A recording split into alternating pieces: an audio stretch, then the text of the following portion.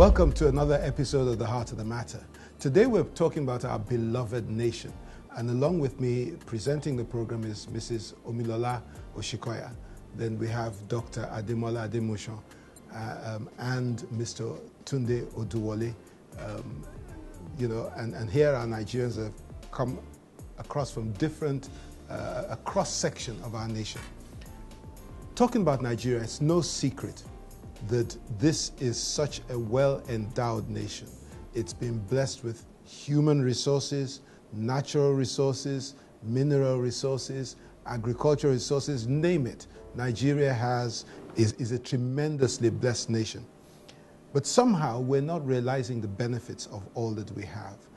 So my first question to the guests is, what has gone wrong with Nigeria? Why is it that other countries that have far less resources than we do are making much more of their nations than we are able to with ours? What's gone wrong? Thank you very much. I think we have to start from the foundation. Nigeria is an artificial creation, and that fact must not be overlooked. We don't have the benefit of, say, the Americans, where our founding fathers sat down to craft a future for the generations to come. You had the British government felt, for economic reasons, let's put all the sectors together, and for convenience of administration, when we are leaving, let's hand over to a particular section because they have a better sense of administration, or they're easier to manage, or whatever the perception. So what you find in Nigeria right now is what someone called a democracy, a workshop of democracy. So we're testing all sorts: federalism, presidential methods, regional government. As I always say, I have a little bit of patience with the country. And I think there is no shortcut to how you grow. And in that process of maturing and discovering ourselves and what works for us, you get military intervention. Another military intervention which sends you back to the drawing board. So it's like an infant trying to crawl, and then you break the legs.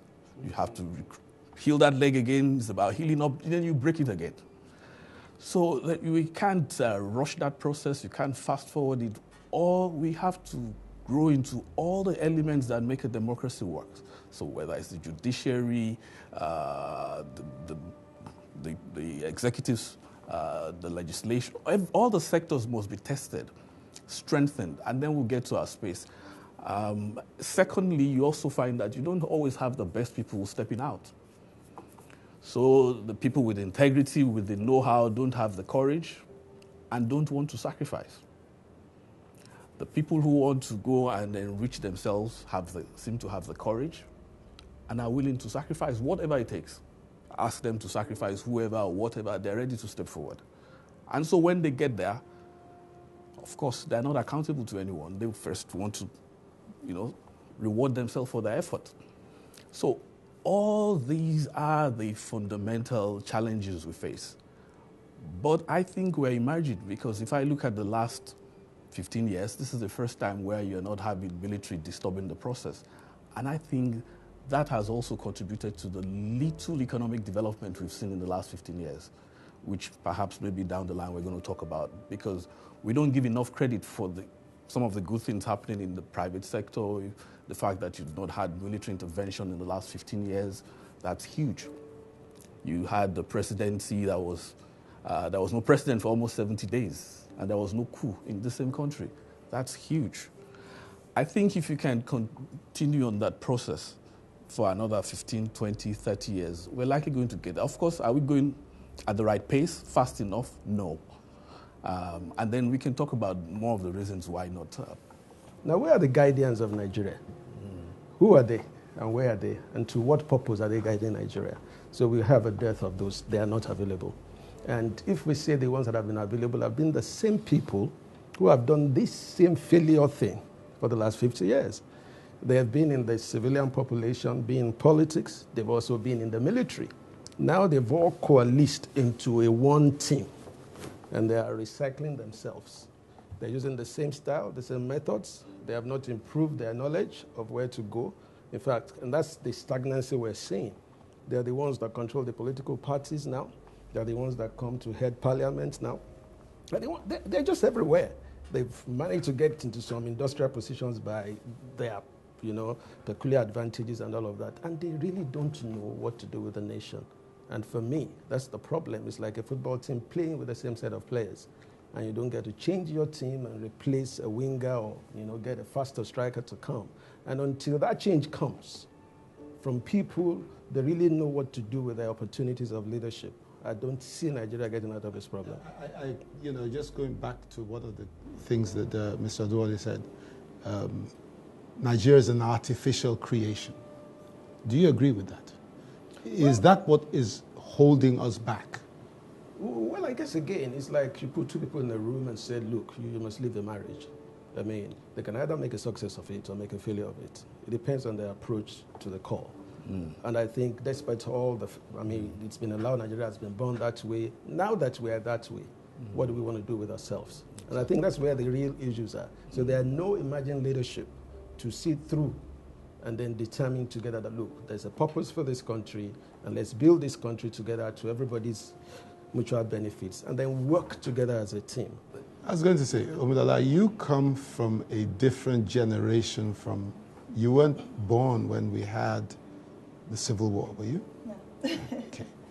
So what is your take? I mean, ask them what they can, how can they give you confidence that Nigeria has a chance? Yeah, I think for me, in the generation that I'm in, I remember the whole, the elections in 1993 and how everything went. But now I think, all I think about when I think of Nigeria is corruption. From trying to get a driver's license, to trying to get a passport, and then you hear of our leaders, and it worries me that, for the younger generation coming up, everybody is just thinking of, okay, when they get into a certain position, how are they going to make their own? After all, it's the norm. Corruption for me is a big problem. How can we curb this? How can we stop this? I think I'll address that point in addition to what Dr. Ademuson said. Corruption is a symptom of bigger fundamental underlying problems. Latched onto the point of where are the leaders, where are the people guiding and shaping the destiny of the country? And I ask myself, how come we're having the problem he described? How come we started off, good leaders didn't emerge, or the ones that emerged couldn't do the job? And embedded in that is the fact that if you look at the founding fathers, whether it's Awolowo, Zik, Ahmadu Bello, and all of them, they were launched from their region. So they came with their regional interests and perspectives and conditions, put together to first say, what's the major fight now? It's about getting independence. So that happened, but after independence, they had their regional interest at stake, which they had to either defend, project. Whilst they had the regional government, it worked because they could take care of the interest of the people. It almost addressed the tribal need. I understand your language, you understand, we have common interests. But the more Nigeria moved toward unitary government, a central government, powerful, and I have to get to that before anything meaningful can happen to me and my people, corruption became, if I get in there, my people will remind you, you are not going to be there forever. You have to do and take care of us before you get out of there. So currently you have a minority president coming out from a minority. They know that statistically speaking, this is a difficult situation in a federal state where majority delivers the presidency. So you have a president coming from a minority.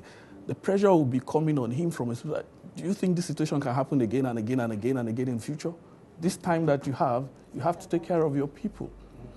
Now, where you have mature institutions where they can have a proper process to take care of the people, that would be fair and fine. But where those processes and institutions are not there, corruption's become the alternative platform.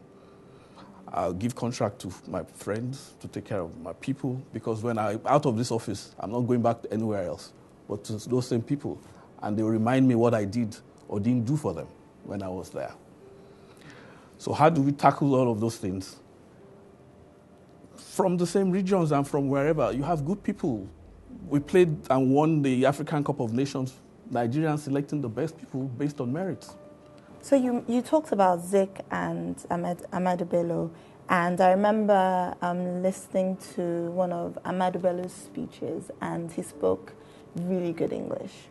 Pastor Demola, could it be a function of the educational system? Is it that those other leaders were trained in leadership, even in school? Okay.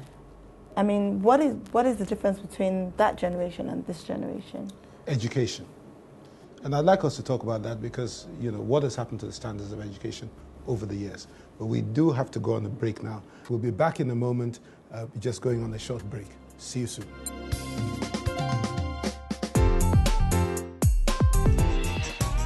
Watch your favorite Heart of the Matter episodes online at www.theheartofthematter.tv. Also, check out exciting behind-the-scenes photos.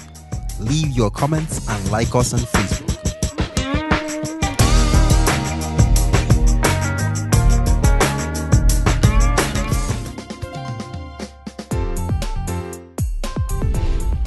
Welcome back to the Heart of the Matter, where we're talking about Nigeria.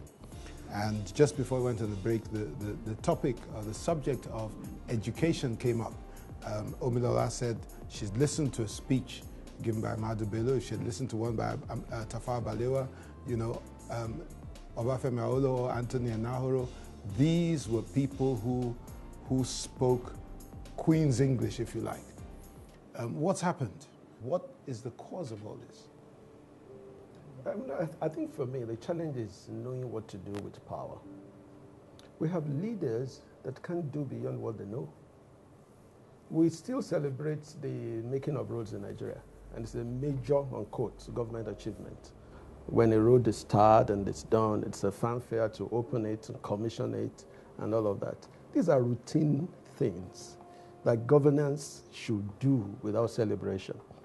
So it is when leaders don't understand the reasons for their opportunities, what they're going to do with the people, what they're going to do with their position, and they use it, and that's the corruption you were talking about, and they use it perversely. And for us, until we throw up people who really understand that service is really the reason for leadership, it's not to increase there's no Nigerian, unquote, leader that has not increased his wealth, personal wealth, has not increased or changed where he used to live. Awolowo lived in Okeado, and Awolowo remained in Okeado. He never migrated to Bodija into a new, bigger mansion they stayed where they are. Ahmadu Bello was in the city there. He was in the traditional. And these are leaders who serve their people with their people. But we have people who corner power to advantage self.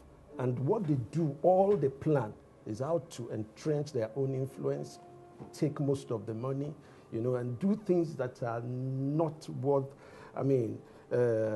things that should not be celebrated are the things they're celebrating, opening of roads and all this kind of. Now, let us not be accused of talking the problems, because people say that when Nigerians gather together, we have no difficulty in talking about the problems. What are the solutions? What does Mr. Average do? What do you and I, in our own little corner, do to salvage Nigeria? What do we expect from our leadership, political leadership, economic leadership? What do we expect from them? Let me give that pass that over to Tunde. Yeah, when I came back to Nigeria 2010, I was excited to see Lagos, the little transformation there, because this was one of the most difficult cities to manage in Africa, if not the world. And to begin to see little improvements in beautification, in structure, in thinking, that there's a sense of somebody thinking somewhere and planning for it. Fast forward 2014, I've seen significant improvement over what I saw 2010. What does that tell me? All our problems can be fixed.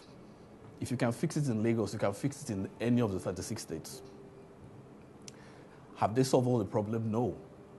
But this is a nation. It's a long journey. So, and what worked in Lagos, a leader with a purpose. I heard about him going to Singapore, seeing what happened there, knowing that you need to start with a clear destination, goal, vision of where you are going, get the best team around you. You go into the meeting in Lagos State and the cabinet and you're meeting commissioners, and the quality of conversation you have with them. Some of them ex-Citibank, So a governor not intimidated by the quality of people who can challenge his opinion and give him superior. That's the beginning of salvation, where the leaders have a very... Now, you roll that down. People in that government, there's a bit of sacrifice, where some of them got better pay where they were coming from than if they're not stealing. Now, you come and ask me to come into public office or politics, I'll count the costs. Am I going to, if I don't want to steal, can I still support my family, the quality of life? Do I have enough security to guarantee and all that? And I run back. And that leads me to my second point, that every citizen, there is no garden without a gardener, and we all individually have to start from, I'm ready to sacrifice, I need the courage and be willing to sacrifice. The 2 Ebola doctors from America sent to Liberia, as they were bringing their bodies back to the US, they asked the president of that outfit, the Samaritan organization, and he said, we've closed down the clinic for now, but we're going to reopen it, and then another doctor is going back to Liberia now within the next 24 to 48 hours. That doctor knew that he knew what he was going to confront, but was willing to. That is the space we all have to get to. And I'm happy with what I see. I think it's beginning to happen. We're not going to get the 36 states all sorted at once. It's going to be from Akwa Ibom, from Lagos. People come from Edo now to look at what worked in Lagos, and they're back in Edo driving IGR, that's internally generated revenue, not depending on government alone. It's a longer process, but it's one that is effective because it's deeper. And so I look at myself, am I ready to contribute to policy making in government or to public service in future? Now my answer is yes. 10 years ago, my answer would have been no. But I've also... Exactly. But now, and I think that's beginning to happen. A lot of people come back from Harvard and they set up NGO just to drive awareness. Before, you'll be looking at multinational and banks and all. And I think, and also the churches, the religious bodies are being challenged by their own people to do more, to spend the wealth. I hear churches have more than 3 trillion naira, Nigerian churches, in terms of total income. I don't know that, but I got that figure somewhere yesterday. How do you channel that into, I'm not sure the Catholic or the Anglican or that came in the 1900s had that much when they set up CMS and all the other schools, health programs. I think we need to go into more of those social services. I'm still very patient with this country, and I'm sure we're going to get there. I think another thing that should change is really the politics that we play. People play the politics of themselves and their party, and not the politics of Nigeria. And until politics changes to the politics of Nigeria, American politicians build America. Israeli politicians, whether they're in Likud or whatever they are building the politics of Israel. They know what is the national interest. So until we craft that politics of Nigeria, where whether you're in Party A, Party B, Party C, whatsoever you advance is building up the nation and not yourself or your party. And that is why, because we found out that parties may be at cross purpose with the Nigerian purpose. And so interests of persons, interests of pecuniary advantages are thrown up to just maintain position. And that for me is another fundamental shift that I do not think this present generation of politicians can give to us unless they get born again. Anyhow that would happen, I don't know. But if we, the younger generation, or the much more younger ones, would pick up this idea that it's not about your tribe, it's about a common goal, a nation that God has ordained that everyone will be proud of, then we can build in that common interest. And then secondly, I think from what he said about Lagos state government, building institutions is very important. I've engaged with the government in meetings. I've been at ESCO to defend projects, and I realized that you'll be shocked that they've built up institutions. Lagos State is so well organized now that they have retrained capacities. They have shown their people, look, this is what it is to be a public servant. This is so they rebuilt the values. So if this governor goes, it will take somebody to come and undo those values to stop the train of progress. So my question is, because, I mean, this has been very enlightening for me, because when you look at the Nigerian problem, I said corruption, sometimes I think it's lack of values and so many things. But what I hear is the fact that we don't have a collective vision. What is the Nigerian purpose? I don't know what the Nigerian purpose is. How do we develop one, and how do we have a collective vision? You know, it just came to my mind now that in Lagos State, they say Eko ni baje. And that goes, it does a lot more than people can imagine. It's a mindset, you know, and so the response is, oh, baje, T. You can't destroy Lagos. So that is, I think, some of the coming together. Another thing that I find very,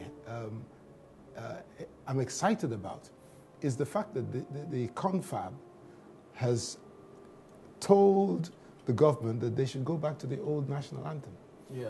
Because, you know, the old national anthem, to me, captured the vision for Nigeria. And the new one seemed to go with. But over to you, what do you have to say to that question? Yeah, that's a loaded one. But I think whether it's the visioning in Lagos or whether it starts from the leadership, like we've all mentioned, but first starts from the individual. The guy, the Solden, the American spy, Snowden, knew what he was about to do in that private moment. I'm going to take on the most powerful institution, the most powerful government, the most powerful everything in the world, and I don't know the consequences of how this is going to, and I don't know how this is going to end. But I believe in what I want to do. This is not right. And he put out his life. Lost his girlfriend, lost the job, doesn't know what's going to happen after the end of the 365 days in Russia, but he still stepped out. That is the ultimate solution, where there is individual accountability for the dream that we are looking for. That's the first step. And that process, you derive from good education, you derive from values from the home, and it becomes almost a chicken and egg situation. Which one comes first? But secondly, when you look at the Vision 2012, 2020 vision for Nigeria, there's a powerful vision for Nigeria there that even includes God in there. They brought some of the best minds to put it together.